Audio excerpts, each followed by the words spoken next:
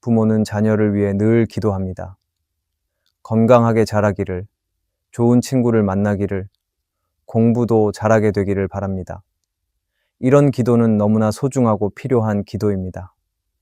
그런데 하나님께서는 우리가 한 걸음 더 나아가는 기도를 드리기를 원하십니다. 그것은 바로 하나님의 사람으로 자라게 해달라 하는 기도입니다. 하나님의 사람이라는 말은 단순히 착하고 바른 사람이 되는 것만을 뜻하지 않습니다. 하나님의 마음을 알고 하나님의 뜻을 따라 살아가는 사람입니다.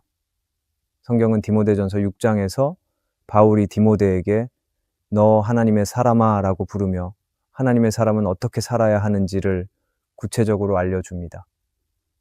오늘 우리가 이 말씀을 함께 나누면서 자녀가 어떤 사람이 되기를 기도해야 하는지, 또 우리가 어떻게 도와야 하는지를 함께 살펴보려 합니다. 하나님은 우리가 자녀를 잘 키우는 부모가 되기를 원하시지만 그보다 더 중요한 것은 자녀가 하나님의 사람으로 자라도록 기도하는 부모가 되는 것입니다. 오늘 이 시간 말씀을 통해 그 기도의 방향을 다시 붙들기를 바랍니다. 첫째, 부모는 자녀가 피할 것을 아는 사람이 되기를 기도해야 합니다. 디모데전서 6장 11절에서 사도 바울은 디모데에게 이렇게 말합니다. 오직 너 하나님의 사람아 이것들을 피하고, 하나님의 사람은 단지 좋은 것을 따르는 사람이 아닙니다. 먼저 피해야 할 것이 무엇인지 알고 그것을 멀리할 줄 아는 사람입니다. 바울이 말한 이것들은 앞절에서 언급된 내용들입니다. 거짓 교훈, 돈을 사랑하는 마음, 끝없는 욕심과 교만입니다. 이런 것들은 사람을 점점 하나님에게서 멀어지게 만들고 결국 신앙을 흐리게 합니다. 오늘날 우리의 자녀들도 이런 것들과 매일 마주하고 있습니다. 친구들 사이의 말, 유튜브 영상, 유행 속에서 많은 생각들이 스며듭니다. 처음에는 아무렇지 않게 받아들이다가 어느새 그것이 기준이 되어버리는 경우도 많습니다. 그래서 하나님의 사람은 세상의 말보다 말씀을 기준으로 삼아야 합니다. 그것이 옳은지 틀린지, 좋고 나쁨이 아니라 하나님께서 기뻐하시는지 아닌지를 먼저 분별해야 합니다. 이때 꼭 기억해야 할 성경 인물이 한 사람 있습니다. 바로 요셉입니다. 요셉은 애굽의 보디발 집에서 일할 때 보디발의 아내로부터 유혹을 받았습니다. 그때 요셉은 어떻게 했을까요? 그는 유혹을 정면으로 거절하며 이렇게 말했습니다. 내가 어찌 이 큰 악을 행하여 하나님께 죄를 지으리이까? 그리고 그는 유혹의 자리를 피했습니다. 설명하거나 설득하려 하지 않았습니다. 뒤를 돌아보지도 않고 도망쳤습니다. 왜냐하면 그 자리에 머무는 것만으로도 죄를 짓게 될 것을 알았기 때문입니다. 요셉은 하나님의 사람이었습니다. 그는 죄를 분별했고 죄가 가까이 올 때 피할 줄 알았습니다. 많은 사람이 요셉을 지혜롭다고 말하지만 요셉의 지혜는 바로 피하는 데에 있었습니다. 그 자리를 벗어나는 용기, 그것이 하나님의 사람의 선택이었습니다. 우리 자녀도 요셉처럼 피할 줄 아는 사람이 되어야 합니다. 그러나 요셉처럼 살기 위해서는 가정 안에서부터 그런 가르침이 필요합니다. 부모로서 우리는 모든 것을 다 막아줄 수는 없습니다. 아무리 보호하려 해도 자녀는 언젠가 세상의 한가운데로 나가야 하고 혼자 결정을 내려야 할 때가 옵니다. 어릴 때는 부모의 말이 기준이 되지만 시간이 지날수록 친구의 말, 사회의 분위기, 인터넷과 미디어의 영향이 더 크게 작용하게 됩니다. 그렇기 때문에 부모가 자녀 곁에 늘 함께 있을 수는 없어도 자녀의 마음 안에 하나님의 기준을 심어줄 수 있어야 합니다. 부모로서 자녀에게 줄 수 있는 가장 큰 선물은 무엇일까요? 많은 정보도 아니고 뛰어난 실력도 아닙니다. 하나님의 뜻을 분별하고 그 뜻에 어긋나는 것은 스스로 피할 줄 아는 믿음입니다. 이 믿음을 자녀 안에 심어주기 위해서는 부모가 말씀을 기준으로 대화하고 기도로 마음을 붙드는 노력이 반드시 필요합니다. 그래서 우리는 기도해야 합니다. 하나님, 우리 자녀가 무엇을 피해야 할지 분별하게 하시고 눈앞의 이익보다 하나님의 말씀을 따르는 사람이 되게 해주십시오. 이 기도는 단순한 바람이 아닙니다. 자녀의 내면을 준비시키고 유혹을 이길 수 있는 바탕을 만드는 기도입니다. 오늘 우리 자녀가 그런 길을 선택하는 사람이 되기를 소망합니다. 우리가 모든 것을 다 해줄 수는 없지만 기도로 자녀의 길을 준비할 수는 있습니다. 요셉처럼 유혹 앞에서도 하나님을 기억하며 도망쳤던 지혜와 용기를 오늘 우리 자녀에게도 허락해 주시기를 간절히 구해야 합니다. 이 기도가 자녀를 하나님의 사람으로 세우는 시작이 될 것입니다. 우리의 자녀가 피할 것을 아는 사람이 되기를 바랍니다. 둘째, 부모는 자녀가 따라야 할 것을 아는 사람이 되기를 기도해야 합니다. 디모데전서 6장 11절 후반부를 보면 바울은 디모데에게 이렇게 권면합니다. 의와 경건과 믿음과 사랑과 인내와 온유를 따르며.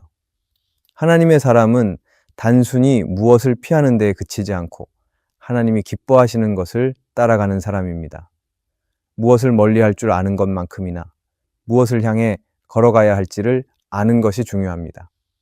바울은 6가지를 구체적으로 언급합니다. 의, 경건, 믿음, 사랑, 인내, 온유. 이것은 하나님의 성품을 닮아가는 방향을 말합니다. 먼저 의는 하나님의 뜻을 따라 바르게 살아가는 것을 의미합니다. 사람의 기준이 아니라 하나님의 기준에 맞추어 살아가는 삶입니다. 경건은 하나님 앞에서 자신을 지키는 태도입니다. 세상이 흔들어도 하나님만을 바라보며 마음을 깨끗하게 지키는 것이 경건입니다. 믿음은 눈에 보이지 않아도 하나님이 살아계시고 오늘도 일하고 계시다는 것을 신뢰하며 나아가는 것입니다. 사랑은 하나님이 우리를 먼저 사랑하셨기에 그 사랑을 힘입어 이웃을 품는 삶입니다.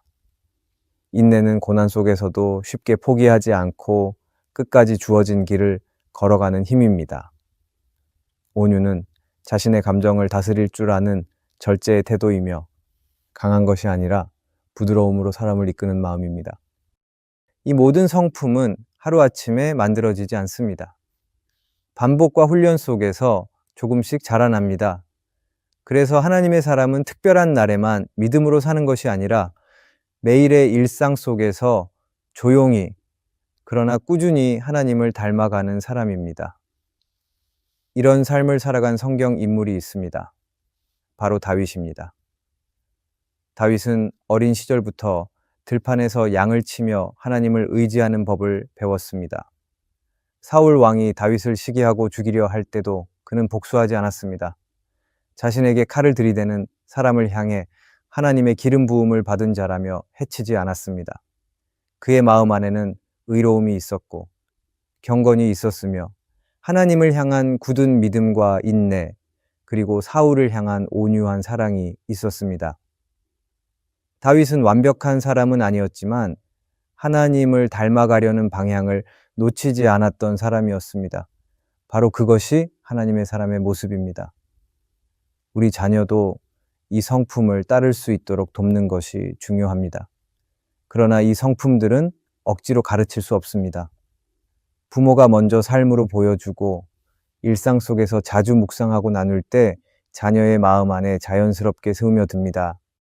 우리의 자녀는 겉으로 착하고 예의 바른 것만으로는 충분하지 않습니다. 안에 무엇을 따르고 있는지가 더 중요합니다.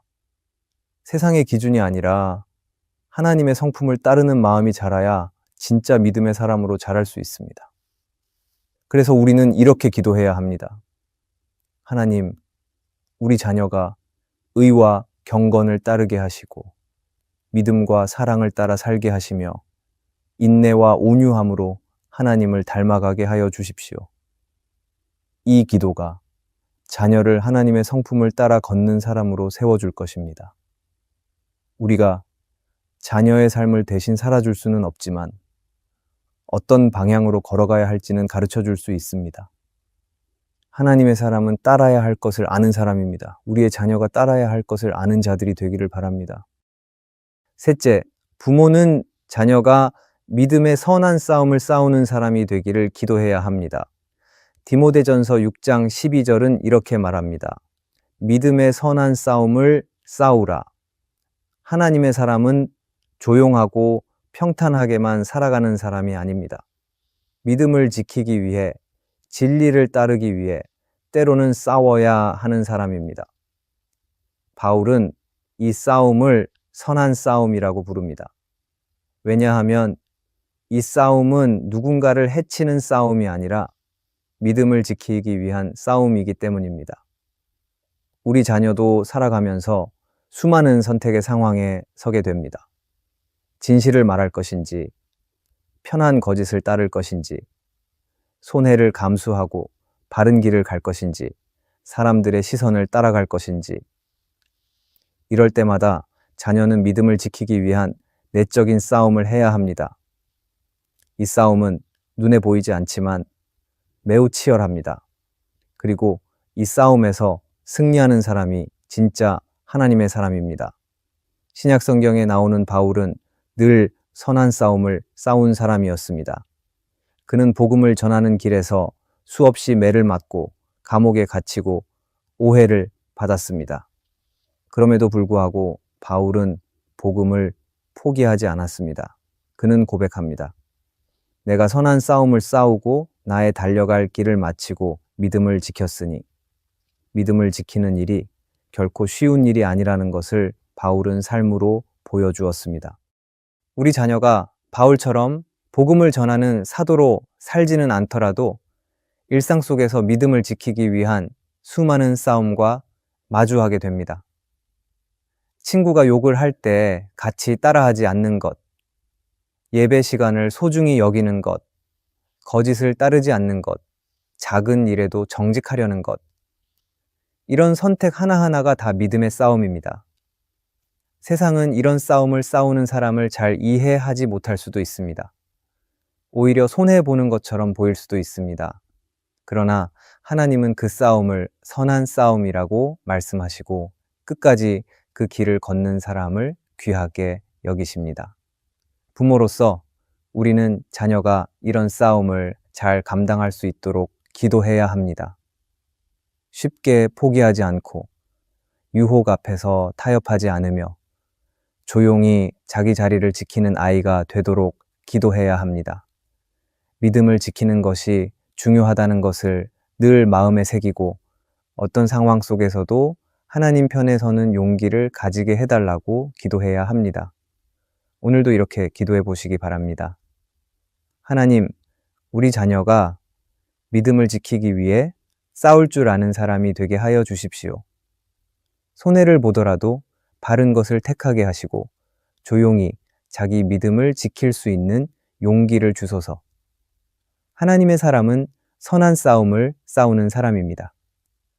세상은 조용한 삶을 원하지만 하나님은 진리를 위해 싸우는 용기를 원하십니다. 우리 자녀가 그런 하나님의 사람으로 자라날 수 있도록 오늘도 기도로 붙들어 주시길 바랍니다. 넷째, 부모는 자녀가 영생을 붙드는 사람이 되기를 기도해야 합니다. 디모데전서 6장 12절에서 바울은 디모데에게 영생을 취하라고 말합니다. 이 말씀은 단순히 죽은 뒤에 천국에 가는 것만을 의미하지 않습니다. 하나님의 사람은 지금 이 땅을 살아가면서도 영원한 생명을 붙들고 사는 사람이라는 뜻입니다. 다시 말하면 하나님의 사람은 삶의 중심을 하나님께 두고 영원한 것을 바라보며 살아가는 사람입니다. 많은 사람들은 지금 눈에 보이는 것들만 생각하며 살아갑니다. 당장 좋은 대학, 좋은 직장, 안정된 삶을 꿈꾸고 그것을 위해 열심히 달려갑니다. 물론 그것들도 소중하고 귀한 일입니다. 하지만 하나님의 사람은 그것만으로 만족하지 않습니다. 그 마음에는 더 깊은 갈망이 있고 더 높은 기준이 있습니다. 그것은 이 땅을 넘어 하나님 나라를 향해 살아가는 마음, 곧 영생을 붙드는 마음입니다. 이 세상은 영원하지 않습니다. 아무리 큰 성공도, 아무리 많은 재물도 시간이 지나면 사라집니다. 그러나 하나님이 주시는 생명은 절대로 사라지지 않습니다. 그래서 하나님의 사람은 지금의 편안함보다 영원한 가치를 소중히 여깁니다. 영생을 가진 사람은 욕심보다 겸손을 선택하고 이기심보다 나눔을 선택하게 됩니다. 왜냐하면 지금의 삶이 전부가 아니라는 것을 알기 때문입니다. 우리가 자녀에게 정말로 물려주어야 할 것은 좋은 집이나 지식만이 아닙니다.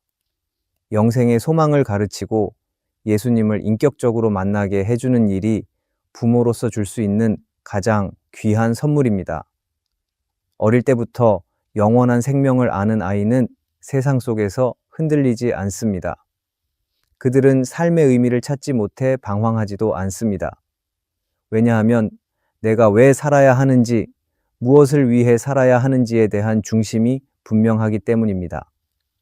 영생은 예수님을 통해 주어집니다.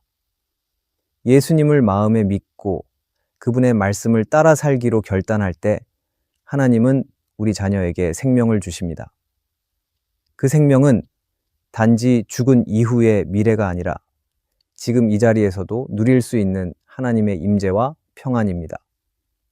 그렇기에 나의 자녀가 영생을 붙들고 살아가는 사람으로 자라기를 바란다면 우리는 반드시 기도해야 합니다. 예수님을 지식으로만 아는 것이 아니라 살아계신 주님으로 만나게 해달라고 기도해야 합니다. 오늘 우리는 이렇게 기도해야 합니다. 하나님, 우리 자녀가 예수님을 마음 깊이 믿고 영생을 소중히 여기는 사람이 되게 하여 주십시오. 우리 자녀가 세상 것에만 마음을 두지 않고 하나님 나라를 바라보며 살아가게 하여 주옵소서. 영생을 붙드는 사람은 흔들리지 않습니다. 왜냐하면 그 마음 안에 하나님이 주신 생명의 빛이 있기 때문입니다. 오늘도 그 빛이 우리 자녀의 마음을 비추고 평생 동안 인도해 주시기를 간절히 바랍니다.